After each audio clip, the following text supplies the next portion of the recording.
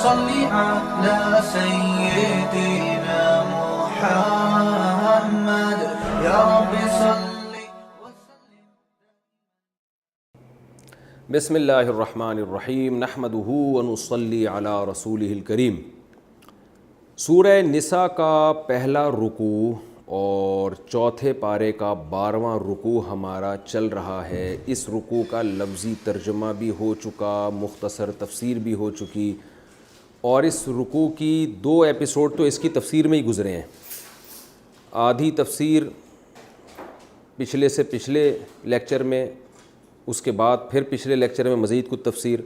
تو آج کے لیکچر میں بھی اسی رکوع کی مزید تفسیر میں انشاءاللہ کمپلیٹ کروں گا. اور ہم یہاں تک پہنچ چکے تھے کہ فَإِنْ آنَسْتُم مِّنْهُمْ رُشْدًا فَادْفَعُوا إِلَيْهِمْ أَمْوَالَهُمْ، کہ یتیموں کا مال ان کے حوالے مت کیا کرو حتیٰ کہ جب بالغ ہو جائیں تو بھی دیکھو کہ اگر وہ سمجھدار ہیں تو ان کا مال ان کے حوالے کرو، اور اگر یعنی مطلب یہ کہ سمجھدار نہیں ہے تو مت دو ان کا مال. اور سمجھداری کی جو آخری عمر ہے وہ میں نے آپ کو بیان کر دی تھی کہ 25 سال ہے. اگر لڑکا سمجھدار نہیں ہوتا تو 25 سال تک آپ اس کا مال روک سکتے ہیں، لیکن 25 سال کے بعد یہ عذر نہیں چلے گا کہ سمجھدار نہیں ہے. بہرحال پھر وہ اس کے حوالے کرنا پڑے گا آپ کو مال.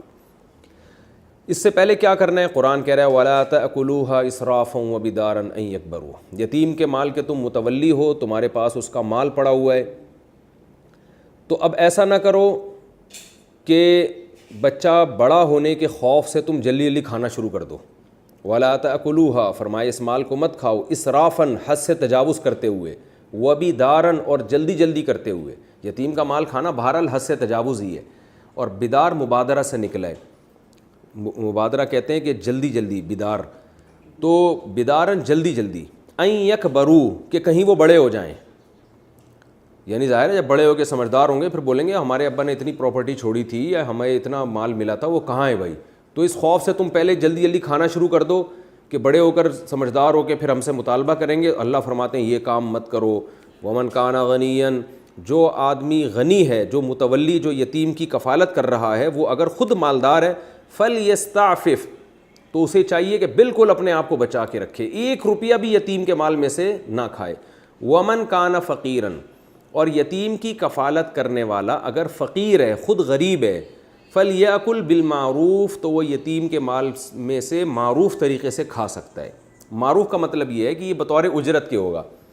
یعنی آپ نے اگر یتیم بچے کی کفالت کی ہے اور وہ بچہ آپ کی کفالت میں، اور اس بچے کے پاس مال بھی ہے، اور آپ کے پاس آپ اتنے غریب ہیں کہ آپ کھانے پینے کے محتاج ہیں، تو اس کفالت کی اجرت کے طور پر آپ بقدر ضرورت یتیم کے مال میں سے کھا سکتے ہیں، کیونکہ ظاہر ہے آپ اس کی کفالت کر رہے ہیں. تو اسلام نے یہ اجازت دی ہے کہ یتیم کی کفالت کرنے والا اگر خود فقیر ہے اور محتاج ہے تو پھر وہ یتیم کے مال میں سے بقدر ضرورت کھا سکتا ہے. یہ کھانا یہ گویا کفالت کی اجرت کے طور پر ہوگا. یعنی یتیم کی اس کا فائدہ یتیم ہی کو ہے، کیونکہ اگر اس کھانے کی بھی شریعت اجازت نہ دیتی تو وہ کفالت سے ہاتھ کھینچ لیتا. وہ کہتا ہے یار میرے پاس کھانے کو کچھ ہے نہیں اور مجھے اس کے سے بھی کھانے کی شریعت نے پابندی لگا دی ہے، تو پھر بھائی میں نہیں یتیم کو پالتا، مجھے کیونکہ پھر اس کو اور کوئی دوسرے کام کرنے پڑیں گے. تو ایسی شدید مجبوری میں اسلام نے اجازت دی ہے کہ اس یتیم کے مال کو اپنے مال کے ساتھ ملا کر آپ بقدر ضرورت. اب یہ بقدر ضرورت ہر دور میں اس کا معیار مختلف ہے، تو اس لیے علماء کہتے ہیں اگر کسی فقیر آدمی نے، غریب آدمی نے یتیم کو پالا ہوا ہے، بعض دفعہ رشتہ دار ہوتے ہیں، وہ فقیر جو ہے وہ رشتہ دار ہوتا ہے، وہ اچھی طرح سے پال سکتا ہے. اب کسی مالدار کے حوالے اگر یتیم کو کر دیا جائے تو وہ مالدار یتیم کا رشتہ دار نہیں ہوتا، وہ صحیح کفالت نہیں کر سکتا. تو ایسے موقع پہ غریب آدمی کے حوالے کرنا پڑتا ہے یتیم بچے کو. جیسے کسی کا چچا بہت غریب ہے لیکن وہ بھتیجے کی کفالت زیادہ اچھی طریقے سے کرے گا بجائے اس کے کہ آپ کسی مالدار اجنبی کے اس کو حوالے کر دیں. تو ایسے چچا یا ایسا کوئی قریبی رشتہ دار جو خود فقیر ہو اور اس یتیم کی کفالت بھی کر رہا ہو، تو پھر اسلام نے اجازت دی ہے کہ کفالت کا کمیشن آپ لے سکتے ہیں. اور کیونکہ یتیم ہی کو آپ فائدہ پہنچا رہے ہیں تو پھر اسی کے مال میں سے آپ بقدر ضرورت لے سکتے ہیں. وہ زیادہ کمیشن اس میں بھی جائز نہیں ہے، بس اتنا جس سے آپ کی کمر سیدھی ہو جائے. فرمایا ومن کان فقیرا فلیأکل بالمعروف فإذا دفعتم الیہم اموالہم، جب یتیموں کو ان کا مال ان کے حوالے کرو، جب وہ بالغ ہو جائیں اور سمجھدار بھی ہو جائیں، تو اللہ فرماتے ہیں جب ان کو ہینڈ اوور کرنے کا ٹائم آئے فاشہدوا علیہم، تو ان پر گواہ بھی بنا دیا کرو. اسلام ہر طرح کے نزاع سے، بدگمانیوں سے آپ کو بچانے کی کوشش کرتا ہے کہ ایسا نہ ہو کہ چپکے سے ان کو پکڑا دیا، کسی کو پتہ ہی نہیں ہے. یعنی جب تک ان کا مال ان کو نہیں پکڑایا تو بھی ان کو بتاتے رہو تمہارا مال ہے، ہم تمہیں دیں گے، اور جب دینے کا ٹائم آئے تو چھپڑ میں جا کے تنہائی میں نہ مت دیا کرو، بلکہ دنیا کو بتاؤ، گواہوں کو بتاؤ کہ بھائی ہم بری و ذمہ ہیں، دیکھو ایک ایک پائی ہم نے ان کے حوالے کر دی، اب کل کوئی ہم سے مطالبہ نہ کرے.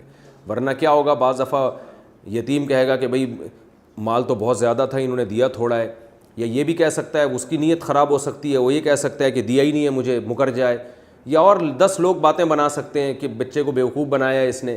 تو اس لیے قرآن کہہ رہا ہے جو ہے نا معاملات کو کلیئر رکھو، صاف رکھو، گواہ بنا کے ان کے سامنے اس کا مال اس کے حوالے کیا کرو.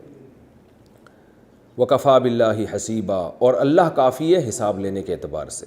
یعنی یہ جو ہم تمہیں گواہ بنانے کا حکم دے رہے ہیں یہ دنیا کے لیے، تاکہ لڑائی جھگڑے نہ ہو، بدگمانی نہ ہو، لیکن اصل حساب اللہ آخرت میں لے گا، اس کو تم دھوکہ نہیں دے سکتے، یہ دماغ میں رکھا کرو. آگے اللہ تعالیٰ فرماتے ہیں لِلرِّجَالِ نَصِيبٌ مِّمَّا تَرَكَ الْوَالِدَانِ وَالْأَقْرَبُونَ. عرب میں والدین جو کچھ چھوڑ کر جاتے تھے وراثت میں، لڑکوں کا تو حصہ ہوتا تھا، لڑکیوں کا نہیں ہوتا تھا. تو قرآن نے اس جاہلیت کی رسم کو بھی یہاں منسوخ کیا کہ یتیم چاہے لڑکا ہو یا لڑکی ہو، اس کا باپ جو کچھ چھوڑ کر گیا ہے تو بچہ اور بچی دونوں کا حکم سیم ہے، سب کے مال کی آپ نے حفاظت کرنی ہے، کیونکہ سب کا حصہ ہے اس میں، صرف لڑکوں کا حصہ نہیں ہے. اس لیے اللہ نے فرمایا للرجالی، مردوں کے لیے بھی نصیب حصہ ہے، مما، یہ اصل میں تھا منما، اس مال میں سے، ترک الوالدانی جو والدین چھوڑ کر جائیں، والاقربون یا رشتہ دار چھوڑ کر جائیں، وللنساء اور عورتوں کے لیے بھی نصیب حصہ ہے، مما اس مال میں سے، ترک الوالدانی جو والدین چھوڑ کر جائیں، والاقربون یا رشتہ دار جو کچھ چھوڑ کر جائیں گے حصہ ہے. ایک اور زمانے جاہلیت میں رسم تھی جو کہ آج بھی ہے کہ ابا اور اماں جو وراثت چھوڑ کر جاتے ہیں اس میں لاکھوں کروڑوں روپے کی جائیدادیں جو تقسیم ہوتی ہیں، چھوٹی موٹی چیزیں ہڑپ کر جاتے ہیں لوگ. تو اللہ قرآن میں یہ فرما رہے ہیں مما، یہ بھی من ما تھا اصل میں، اس مال میں سے حصہ ہے، قلہ جو قلیل ہو، منہ اس مال میں سے، او کسورا یا زیادہ ہو.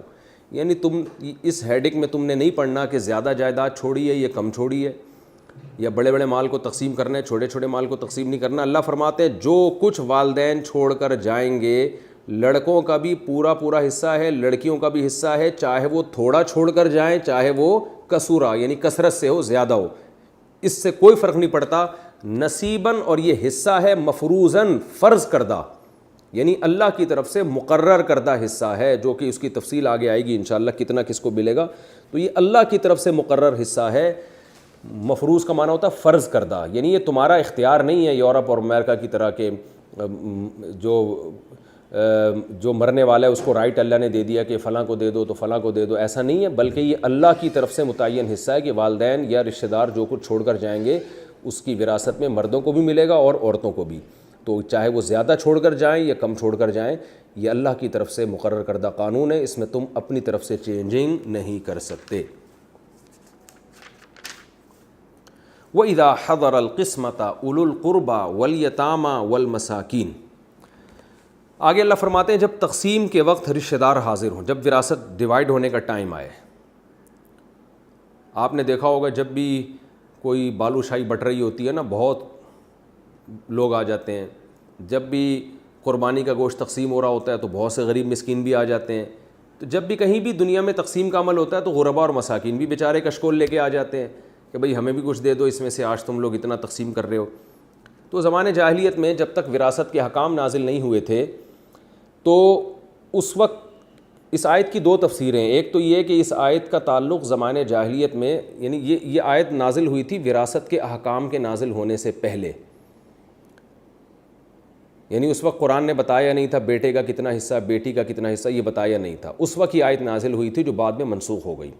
تو اس کے حساب سے اس آیت کی تفسیر یہ ہوگی کہ اذا حضر القسمۃ اولو القربى، جب بھی تقسیم کا وقت آئے، یعنی وراثت کی تقسیم کرنے لگو تو اس تقسیم میں اگر جو بھی اولو القربى رشتہ دار حاضر ہو رہے ہیں، یتیم حاضر ہو رہے ہیں، مسکین حاضر ہو رہے ہیں، فرزقوہم منہ، تو سب کو تھوڑا تھوڑا اس میں سے دیا کرو. وقولوا لهم قولا معروفا، اور ان کو اچھی بات کہہ دیا کرو کہ یہ لو بھائی، یہ لو اور زیادہ نہیں لو، چلو شاباش یہاں سے نکلو، باقی دوسرے رشتہ دار ہیں ان کو ہم نے زیادہ دینا ہے. یہ مطلب ہے اچھی بات کا. لیکن اس آیت کی ایک دوسری تفسیر بھی ہے وہ تفسیر یہ ہے کہ یہ آیت وراثت کے احکام کے بعد ہی نازل ہوئی ہے، یعنی مطلب یہ کہ اللہ نے نصیب مفروض میں بتا دیا کہ ہر ایک کا حصہ متعین ہے، تو وہ تو سب کو دینا پڑے گا، لیکن جب وراثت تقسیم ہو رہی ہو تو بہت سارے رشتہ دار، یتیم، مسکین جو محتاج ہوتے ہیں، وہ لوگ لالچ لے کے آتے ہیں کہ کچھ تھوڑا سا ہمیں بھی دے دو، تو اللہ فرماتے ہیں کہ صدقے کے طور پر تھوڑا تھوڑا ان کو بھی دے دیا کرو، وقولوا لهم قولا معروفا، اور ان سے عمدہ بات کر دیا کرو۔ عمدہ بات کا مطلب بھائی یہ وراثت میں سب کے حصے ہم زیادہ نہیں دے سکتے آپ کو، تو یہ لازم حکم نہیں، ایک ترغیبی حکم ہے، اور یہ بھی جب ہے کہ جب سارے وارث بالغ ہوں۔ ایک وارث بھی اگر نابالغ ہے تو نابالغ کے مال میں آپ اس کی اجازت سے بھی تصرف نہیں کر سکتے، یعنی اس میں شرط ہے کہ سارے بالغ ہوں اور دل کی خوشی سے راضی ہوں کہ اتنا حصہ ہم صدقہ کر دیتے ہیں ابا کی وراثت میں سے، جیسے کہ آج بھی ہوتا ہے، باپ مرتا ہے تو سارے بچے بیٹھ کے یہ فیصلہ کرتے ہیں بھائی ٹھیک ہے ہمارا اتنا حصہ بنتا ہے، لیکن ہم 100% دل کی خوشی سے اتنا مال ہم فلاں جو ہماری رشتہ دار ہے یا یتیم ہے وہ بیچارے کا کوئی کفالت والا نہیں ہے تو ہم اس کو دے دیتے ہیں یا چیریٹی کر دیتے ہیں ہم، تو یہ آج بھی ترغیبی حکم ہے، جائز ہے، لیکن اس میں 2 شرطیں میں نے بتائی کہ نابالغ بچہ یا بچی یا وہ بچہ جو ماں کے پیٹ میں ہو، حمل سے ہو، اس کے حصے میں آپ صدقہ یا چیریٹی بالکل بھی نہیں کر سکتے۔ اور دوسری بات یہ کہ بالغوں کی بھی 100% رضا ضروری ہے۔ بعض دفعہ سب دل سے راضی نہیں ہوتے، مروت میں بڑے بھائی کے کہنے پر یا رشتہ داروں کے کہنے پر شرم اور مروت میں کہہ دیتے ہیں چلو یہ ابا کی پراپرٹی میں سے اتنا ہم صدقہ کر دیتے ہیں، تو شرم اور مروت میں غالب آ جاتے ہیں، تو اس لیے آج علماء یہ کہتے ہیں کہ آج افضل یہی ہے کہ پہلے وراثت کو ڈیوائڈ کر کے ہر ایک کو ہینڈ اوور کر دیا جائے، اس کے بعد پھر کہا جائے بھائی جس نے اپنا حصہ صدقہ کرنا ہے لاؤ، مشترک کر کے ہم وہ صدقہ کر دیتے ہیں۔ وراثت کی تقسیم سے پہلے یہ صدقہ کرنا اس زمانے میں نامناسب ہے، کیونکہ بہت سے لوگوں کی دل سے خوشی نہیں ہوتی، لوگوں کے آج کل ظرف اتنے بڑے ہیں نہیں، اور نابالغ ہے تو پھر تو بالکل ہی حرام ہے۔ تو آپ نے دیکھا ہوگا بعض دفعہ عورت کے شوہر کا انتقال ہوتا ہے تو شوہر کے مال سے ہی دیگیں پک رہی ہیں اور فقیروں کو کھانا کھلایا جا رہا ہے، تو یہ سب بالکل ناجائز ہے، اس میں سے وراثت کو پہلے آپ کو ڈیوائڈ کرنا پڑے گا۔ آگے اللہ تعالیٰ فرماتے ہیں وَلْيَخْشَ الَّذِينَ لَوْ تَرَكُوا مِنْ خَلْفِهِمْ ذُرِّيَّةً ضِعَافًا خَافُوا عَلَيْهِمْ، بہت اہم آیت ہے۔ یہ سارے یتیموں کے مال کی حفاظت کے حکام نازل ہوئے ہیں کہ یتیم چاہے لڑکا ہو یا لڑکی ہو، سب کے مال کی حفاظت کرنی ہے، مال کھانا نہیں ہے، ایسا نہیں کرنا کہ یتیم بچی کو سے بالغ ہوتے ہی تم نے نکاح کر لیا اور مہر میں ڈنڈی مار دی، اس کو مہر کم دے دیا، اور یا جو ہے وہ یتیم کا مال اپنے مال کے ساتھ ملا کے مرج کر کے حساب ہی نہیں ہے اس کا مال کتنا تھا تمہارا کتنا تھا، اور ہڑپ کر کے کھانا شروع کر دیا۔ تو یہ بہت سارے احکام اللہ نے یتیم کے مال سے متعلق بیان کیے۔ اب اللہ ان احکام پر ہمیں ابھارنے کے لیے ایک ترغیب کا ایک طریقہ اختیار کیا اللہ تبارک و تعالیٰ نے۔ دیکھیں موٹیویشن کے لیے کبھی فضائل سنائے جاتے ہیں، کبھی وعیدیں سنائی جاتی ہیں کہ نہیں کرو گے تو یہ نقصان ہوگا، تو اللہ تعالیٰ ایک اور انداز سے ہمیں یتیم کے مال کی حفاظت اور یتیم کے حقوق کی حفاظت کے لیے موٹیویٹ کر رہے ہیں۔ وہ کس طرح سے؟ فرمایا وَلْيَخْشَ الَّذِينَ لَوْ تَرَكُوا مِنْ خَلْفِهِمْ ذُرِّيَّةً ضِعَافًا خَافُوا عَلَيْهِمْ، چاہیے کہ ڈریں وہ لوگ کہ اگر وہ اپنے پیچھے کمزور ذریت، کمزور اولاد چھوڑ کر جائیں، خافوا علیہم، تو یہ ان پر بھی خوف زدہ ہوں گے۔ یعنی ہم جو تمہیں یتیموں کے مال کا اور یتیموں کے حقوق کی رعایت کا حکم دے رہے ہیں، یتیم وہ بچہ جس کا باپ مر گیا، تو تم زندہ ہو، تمہیں دوسروں یتیم بچوں کے کہ ہم ان کے پر احسان کا تم ہمیں حکم دے رہے ہیں، تم یہ سوچا کرو کہ اگر میں مر جاتا اور میرے چھوٹے چھوٹے بچے ہوتے جو کمزور ہوتے، خافوا علیہم، جن پر تمہیں خوف ہوتا کہ ان بیچاروں کا پتہ نہیں کیا بنے گا، تو تمہیں بھی چاہیے کہ تم ڈرو۔ کیا مطلب؟ کس سے ڈرو؟ دوسروں کے حقوق ضائع کرنے سے۔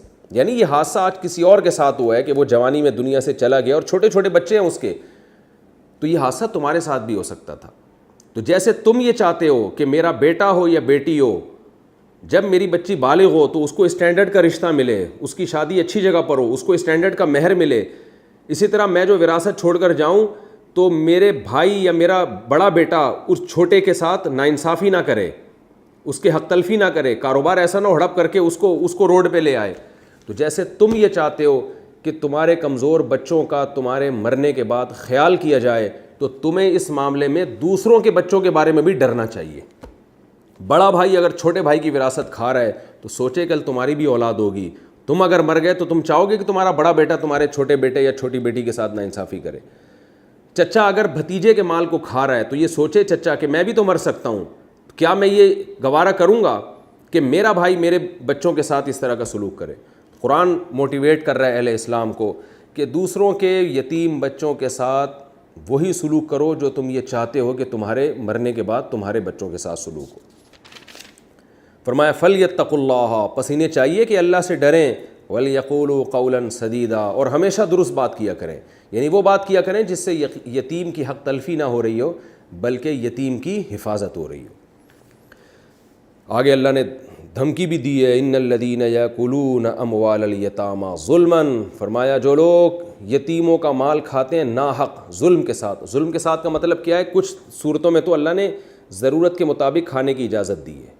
وہ اجازت کیا ہے کہ کوئی فقیر اور غریب آدمی ہو اور وہ کسی یتیم کی کفالت کر رہا ہو تو اجرت کے طور پر، کمیشن کے طور پر تھوڑا بہت ضرورت پوری کرنے کے لیے وہ کھا سکتا ہے، لیکن اس کے علاوہ مالدار کو بھی اجازت نہیں اور فقیر کو بھی زیادہ کھانے کی اجازت نہیں۔ جو بھی زیادہ کھائے گا یا جو مالدار کھائے گا تو وہ ظلم کے طور پر کھا رہا ہے۔ تو اللہ فرماتے ہیں جو لوگ بھی یتیموں کا مال کھاتے ہیں بطور ظلم کے، انما یاکلون فی بطونہم نارا، وہ حقیقت میں اپنے پیٹوں میں آگ کھا رہے ہیں، وَسَيَصْلَوْنَ سَعِيرًا، اور ان قریب وہ داخل ہوں گے سعیر، بھڑکتی ہوئی آگ میں۔ اللہ ہم سب کو حفاظت میں رکھے۔ اور آج دیکھیں اس ہمارے معاشرے میں کیسے دھجیاں اڑائی جا رہی ہیں، ایک دوسرے کا مال، کمزوروں کا مال کیسے ناحق کھایا جا رہا ہے۔ ابھی ایک ویڈیو آئی ہے سامنے کہ ایک خاتون نے اپنے بھائیوں سے وراثت مانگی اور بھائیوں نے اس کو پکڑ کے مارا ہے، کوٹا ہے۔ تو یہ سب معاشرے میں ظلم ہو رہے ہیں، اللہ ہماری حفاظت فرمائے۔ یہ رکوع ہمارا مکمل ہو گیا۔ اس میں جو علمی نکات ملتے ہیں زیادہ تر تو میں نے تفسیر کے دوران بیان کر دیے ہیں، لیکن خلاصے کے طور پر چند پوائنٹ میں آپ کے سامنے، تاکہ وہ مستحضر رہیں آپ کو، وہ میں دوبارہ نمبر وار پیش کر دیتا ہوں۔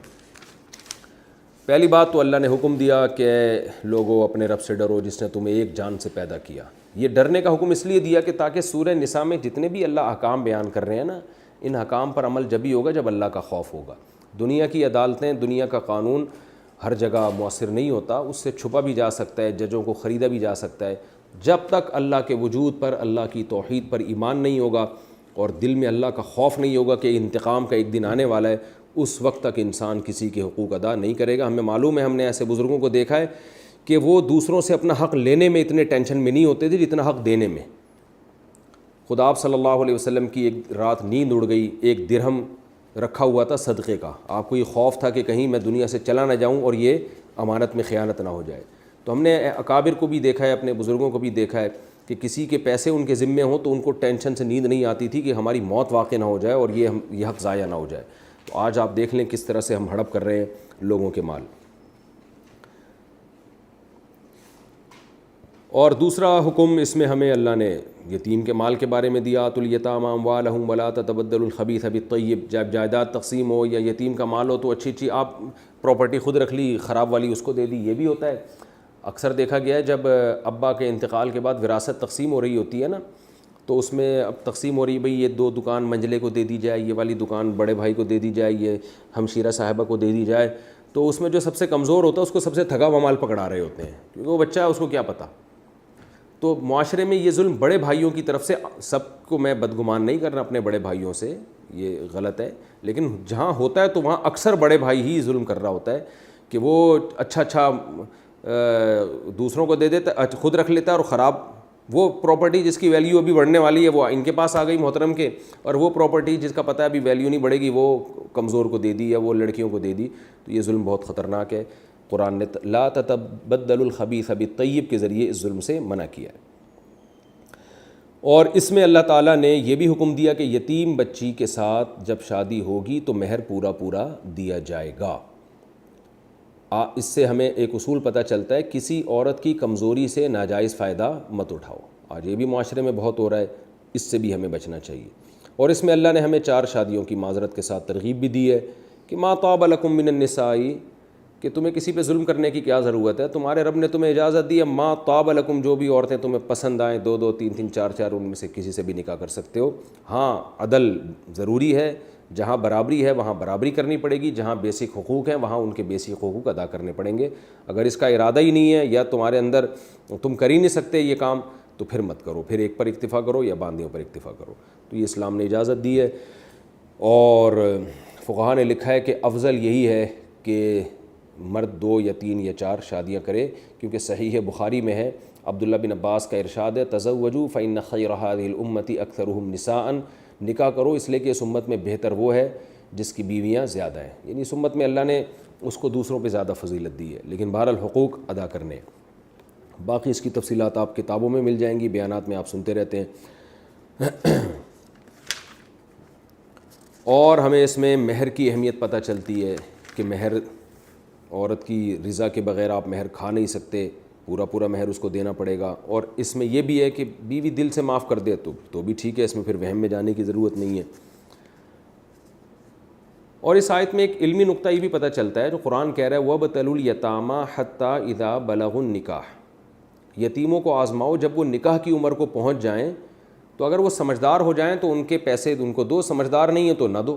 اس سے پتہ چلتا ہے کہ بالغ ہونے کے بعد نکاح کی عمر کو تو پہنچ ہی جائیں گے وہ، یعنی قرآن بلوغت کو نکاح کی عمر کے پہنچنے سے تعبیر کر رہا ہے۔ تو پیسوں کے لین دین میں تو قرآن کہہ رہا ہے سمجھدار ہیں تو دو، نہیں ہیں تو نہیں دو۔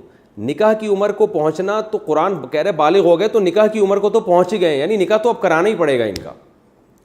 یہ بہت اہم ٹیکنیکل پوائنٹ کی بات ہے کہ نکاح کے لیے سمجھداری شرط نہیں ہے، پیسوں کے لین دین کے لیے سمجھداری شرط ہے۔ کیوں؟ اس لیے کہ نکاح جو ہے نا آپ کی فزیکل باڈی کی فزیکل ریکوائرمنٹ ہے وہ، جیسے بھوک جب آپ کو لگتی ہے تو آپ عقل مند ہیں یا بے وقوف ہیں، کھانا آپ کو کھانا پڑے گا۔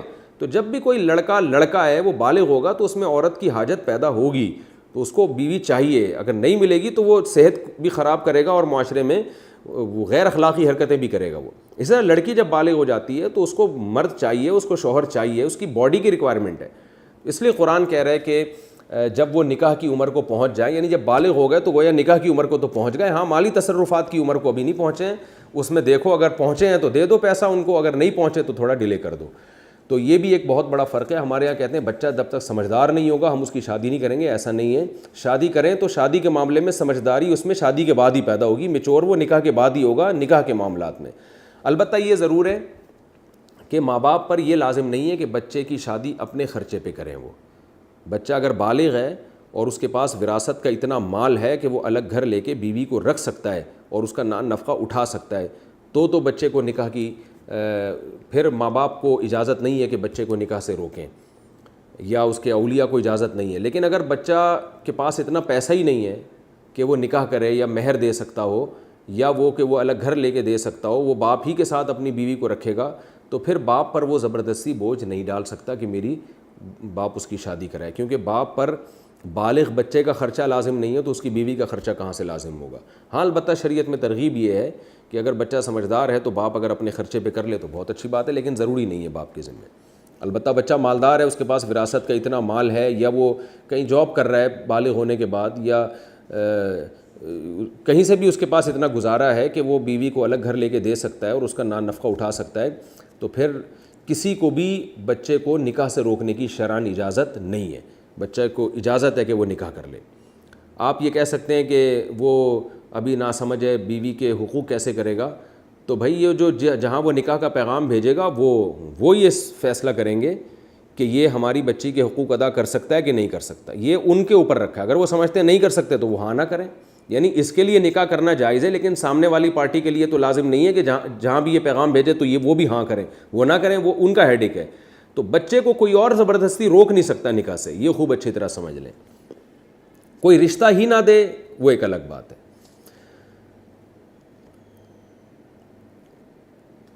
اور اس سے ہمیں علمی نقطہ یہ بھی پتہ چلتا ہے اس آیت میں کہ اللہ نے جو ایک اہم بات اس میں کی کہ تم اپنے بارے میں یہ سوچا کرو کہ اگر تم مر گئے تو تمہارے بچوں کے ساتھ اگر کوئی ناانصافی کرے تو تمہیں کتنی تکلیف ہوگی، تو اسی طرح دوسروں کے بچوں کے ساتھ بھی ناانصافی مت کرو۔ تو یہ اصول صرف بچوں کے بارے میں نہیں، ہر ایک کے بارے میں۔ آپ نکاح کر کے اپنی بیوی پہ ظلم کر رہے ہیں، تو آپ کی بیوی کسی کی بیٹی بھی ہے، تو آپ یہ سوچیں کہ آپ کی بیٹی کے ساتھ بھی سسرال میں اگر یہ سلوک ہو تو آپ برداشت کر لیں گے؟ تو یعنی ایک قرآن نے ایک اصول بیان کیا ہے کہ ہر ایک کو اپنے اوپر رکھ کے سوچو۔ آپ اپنے جو ہے کوئی بھی اپنے ریلیٹیو کے ساتھ ناانصافی کر رہے ہیں یا کسی اجنبی کے ساتھ ناانصافی کر رہے ہیں تو آپ یہ چاہیں گے کہ وہی ناانصافی آپ کے ساتھ ہو. ایک صاحب مجھے کہنے لگے کہ اس زمانے میں جھوٹ بول کے مال بیچنا ضروری ہے, اس کے بغیر مال بکتا نہیں ہے تو مجبوری ہے. میں نے کہا ٹھیک ہے, پھر جیسے آپ کے لیے جائز ہے جھوٹ بول کے مال بیچیں اس دلیل کی بیس پر, تو پھر دوسرے کے لیے بھی جائز ہوگا آپ کو بیوقوف بنا کے مال بیچے. تو اگر کوئی آپ کو جھوٹ بول کے دھوکہ دے کے کوئی چیز آپ کو پہنا دے تو پھر آپ کو اس پر اعتراض نہیں ہونا چاہیے. تو کہہ رہے نہیں میں تو ایسا برداشت نہیں کر سکتا کہ کوئی مجھے دھوکہ دے. تو میں نے کہا جو اپنے لیے اصول ہے وہی دوسروں کے لیے بھی ہونا چاہیے کہ آپ تو ابھی یہ کہہ رہے ہیں, دلائل دے رہے ہیں کہ جھوٹ بولے بغیر تجارت ہوتی نہیں ہے, تو پھر دوسرے کو بھی اجازت دو کہ وہ بھی آپ کے سامنے سارا دن جھوٹ بولا کرے. تو یہی اصول یعنی صرف یہ اولاد کے بارے میں نہیں ہے, یہ اصول ہر ایک کے بارے میں ہے کہ جو کام آپ اپنے لیے برداشت نہیں کرتے وہ آپ دوسروں پر بھی وہ زیادتی نہ کریں. یہ ہمارا رکوع الحمدللہ کمپلیٹ ہو گیا. اب ہم انشاءاللہ آگے چلتے ہیں. سورہ نساء کا رکوع نمبر 2 اور چوتھے پارے کا رکوع نمبر 13. حسب معمول سب سے پہلے اس رکوع کا لفظی ترجمہ ہوگا مختصر گرامر کے ساتھ, پھر انشاءاللہ اس کی تفسیر ہوگی اور پھر جو ہمیں علمی نکات ملتے ہیں. تو لفظی ترجمہ ہم چلتے ہیں پہلے. بسم اللہ الرحمن الرحیم. یوصیکم اللہ فی اولادکم. اوصا یوصی ایصاء, اکرم یکرم اکرامن کی طرح. اس کا معنی ہوتا ہے وصیت کرنا. وصیت کرتا ہے اللہ تعالیٰ تمہیں فی اولادکم, تمہاری اولاد کے معاملے میں. وہ کیا وصیت ہے؟ للذکری, لڑکے کے لیے, مثل حظ الانثیین, انثیٰ کہتے ہیں عورت کو, لڑکی کو, انثیین دو لڑکیاں, حظ کہتے ہیں نصیب کو. اللہ فرماتے ہیں للذکری, لڑکے کے لیے ہے, مثل حظ الانثیین, دو لڑکیوں کے نصیب کے مثل, یعنی دو لڑکیوں کو جتنا حصہ ملے گا ایک لڑکے کو اتنا ملے گا, یعنی لڑکے کا حصہ دو لڑکیوں کے برابر ہے. فَإِن كُنَّا, پس اگر ہوں وہ, کانا یکونو کا معنی ہونا, کننا اصل میں تھا کوننا ضربنا کی طرح.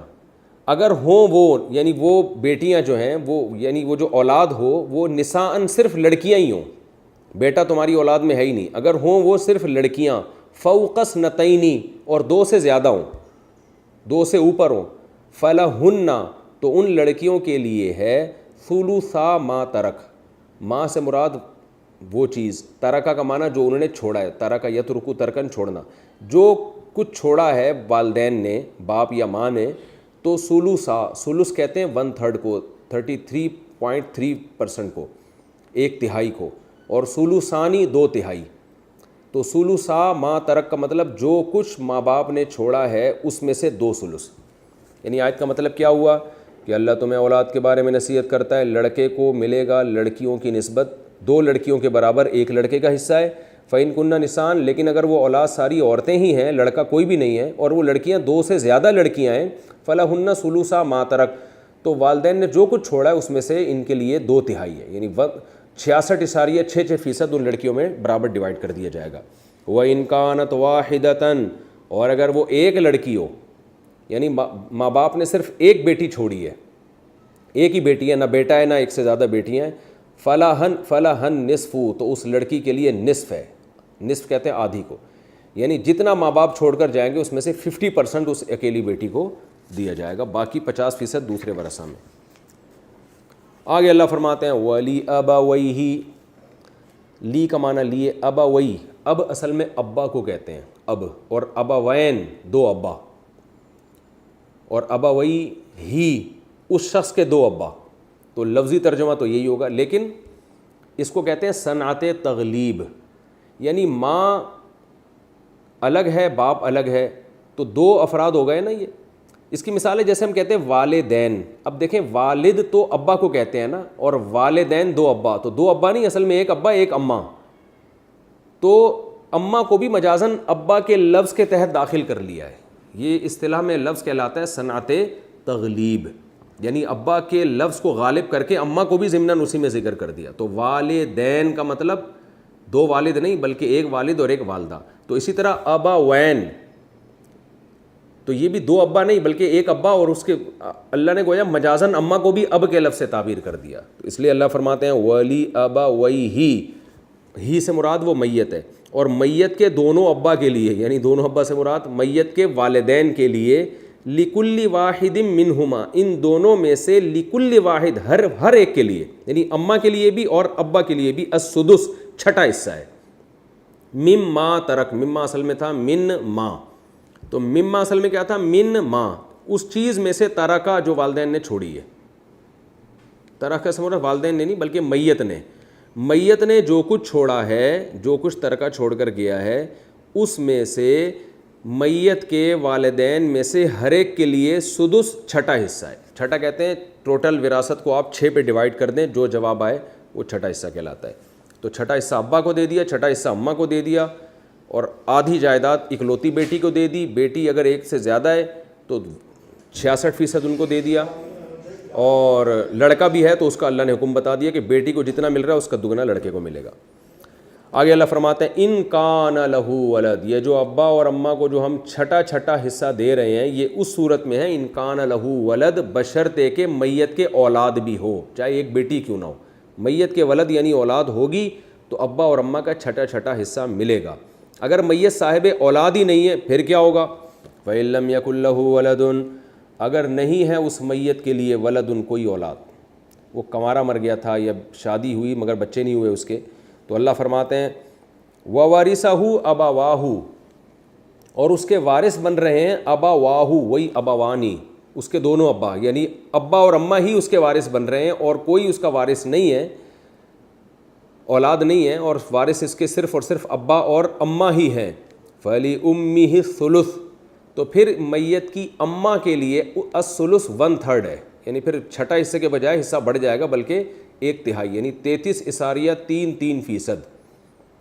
اور ظاہر ہے جب اماں کے لیے 33% ہے تو ابا کے لیے خود بخود 66%، کیونکہ قرآن کہہ رہے ہیں ابا اور اماں کے علاوہ ان کا کوئی وارث نہیں ہے، تو جب وارث نہیں ہے تو صرف ابا اور اماں ہی کو وراثت ملے گی، تو قرآن نے اماں کا حصہ بیان کر کے اشارہ کر دیا کہ ابا کا ڈبل ہو جائے گا، یعنی اگر کسی کا انا للہ ہو گیا اور اس کے اولاد نہیں ہے تو پھر اللہ فرماتے ہیں کہ اور وارثین میں صرف ابا اماں ہی ہیں، تو پھر اماں کو 33.33% ملے گا اور ابا کو 66.66% ملے گا۔ آگے اللہ فرماتے ہیں فَإِن كَانَ لَهُ إِخْوَةٌ، اگر میت کے بھائی ہیں، یعنی میت کی اولاد نہیں ہے لیکن اور بھی وارث ہیں، وہ وارث کیا ہیں؟ میت کے بھائی ہیں، اخوتن، فلی اخوا اخ کی جماعت ہے، فَلِأُمِّهِ السُّدُسُ، تو پھر میت کی اماں کا حصہ 1/3 نہیں ہے بلکہ سدس ہے، کیونکہ باقی وراثت پھر دوسروں میں جائے گی۔ اس کی تفصیل تو وراثت کے حکام میں ہی بیان ہوتی ہے، میں تو صرف اتنا وراثت کے حکام بیان کر رہا ہوں جس سے آپ کو قرآن کی آیتیں سمجھ میں آ جائیں۔ فَإِن كَانَ لَهُ إِخْوَةٌ، اگر میت کے بھائی بھی ہیں، فَلِأُمِّهِ السُّدُسُ، تو پھر میت کی امی کے لیے، کے لیے، ماں کے لیے السدس، چھٹا حصہ ہے، یعنی پھر میت کی اماں کو 1/3 نہیں ملے گا بلکہ چھٹا حصہ ملے گا۔ اور اللہ فرماتے ہیں جتنے احکام ہم نے بیان کیے نا، بیٹی کو اتنا، 2 بیٹیوں کو اتنا، بیٹے کا حصہ بیٹیوں سے ڈبل، اور اولاد نہیں ہے تو ابا اماں کا اتنا، اولاد ہے تو پھر اتنا، بھائی ہیں تو پھر اتنا، یہ جو ہم نے تفصیل بیان کی ہے، من بعد وصیۃ، یہ میت کی وصیت سے جو کچھ بچے گا اس کے بعد ہے۔ یوسی بہا، وہ وصیت جس کی وصیت کی ہے میت نے، یوسی اوصا، یوسی وصیت کرنا، بہا اس وصیت، بہا کا لفظ ہا ضمیر وصیت کی طرف لوٹ رہی ہے، یعنی یہ اس وصیت کے بعد حصہ ملے گا جو میت کر چکی ہے، او دینین، یا قرضے کے بعد، دین قرضے کو بولتے ہیں، یعنی مطلب یہ ہے کہ میت جو کچھ چھوڑ کر جائے گی تو میت نے جو وصیت کی ہے نا پہلے، تو اس وصیت کو پہلے نافذ کیا جائے گا، میت کے قرضوں کو پہلے اتارا جائے گا، اس کے بعد جو بچے گا اس میں یہ وراثت کے حکام ہے، تو یہ سمجھ لیں۔ اور وصیت کے بارے میں حکم یہ ہے، اگرچہ یہ میں تفسیر میں دوبارہ بتاؤں گا لیکن ترجمے بھی تھوڑا سا بتا دیتا ہوں، کہ میت کو 1/3 سے زیادہ وصیت کی اجازت نہیں ہے، 1/3 سے زیادہ اگر اس نے وصیت کی تو کالعدم ہے۔ نمبر 2، وارثوں میں سے کسی ایک کے لیے میت وصیت نہیں کر سکتی کہ میرے بیٹے کو اتنا دے دینا، میری اماں کو اتنا، تو وہ تو پہلے ان کا حصہ اللہ نے متعین کر دیا، تو اجنبیوں کے لیے وصیت ہوگی۔ تو اللہ فرماتے ہیں یہ جو 1/3 کی وصیت ہے شرعی اصولوں کے مطابق کسی نے کی ہو تو وہ وصیت اور میت کے قرضے نکالے جائیں گے، اس کے بعد جو بچے گا اس میں سے یہ حصے ہم بیان کر رہے ہیں۔ آگے اللہ فرماتے ہیں آباؤکم و ابناؤکم، یعنی ہا اولائی آباؤکم، یہ سب تمہارے باپ دادے ہیں، وہ ابناؤکم تمہاری اولادیں ہیں، یعنی ہم ان کا خیال کرنے تمہارے مرنے کے بعد ابا کو اماں کو بھی یعنی اماں بھی باپ دادا میں ہی آ جاتی ہیں، تو ان کا ہم خیال کر رہے ہیں. وہ ابناؤکم تمہاری اولادوں کا بھی. لا تدرون ایہم اقرب لکم نفعا تمہیں نہیں پتہ ہے. درا یدری درایتن کا معنی علم رکھنا. لا تدرون تمہیں نہیں علم ہے. ایہم اقرب لکم کہ ان میں سے کون اقرب لکم تمہارے لیے زیادہ قریب ہے نفعن بطور نفع کے. تمہیں نہیں پتہ تمہارے ابا اماں میں اور تمہاری اولادوں میں کون تمہارے فائدے کے لیے زیادہ ہے، اللہ کو پتہ ہے. تو مطلب یہ کہ خود سے حصے متعین نہ کرو، اللہ نے جو متعین کر دیے اس پہ اکتفا کرو. اللہ کا علم تمہارے علم سے زیادہ ہے. کیونکہ بعض دفعہ ظلم ہوتا ہے، لوگ اولاد کو دے نہیں رہے ہوتے یا کسی ایک کو زیادہ دے رہے ہوتے ہیں، کسی ایک کو کم دے رہے ہوتے ہیں. تو اللہ فرماتے ہیں یہ تمہارا مسئلہ نہیں ہے، ہم نے جو حصے بیان کیے وہی کر دو. فریضۃ من اللہ فرمائی اللہ کی طرف سے فریضہ ہے، اس میں تمہیں چینجنگ کی اجازت نہیں ہے، فریضہ ہے. ان اللہ کان علیما حکیما بے شک اللہ علم والا اور حکمت والا ہے. یعنی اللہ کی طرف سے فرض بھی ہے. تو اب ایک اشکال ہوگا بھائی اللہ کی طرف سے فرض ہے ٹھیک ہے، ہم مرنے کے بعد راضی ہیں کہ ہمارے بیٹے کو اتنا بیٹی کو اتنا، لیکن یہ سمجھ میں نہیں آ رہا ہے. اللہ نے شاید اس میں ظلم زیادتی کی تو اللہ فرماتے ہیں نا اللہ علم والا ہے، اللہ کو زیادہ پتہ ہے اور حکمت والا بھی ہے. جتنے جس کے وہ حصے دے رہا ہے نا وہ اس پہ خوش ہو جاؤ.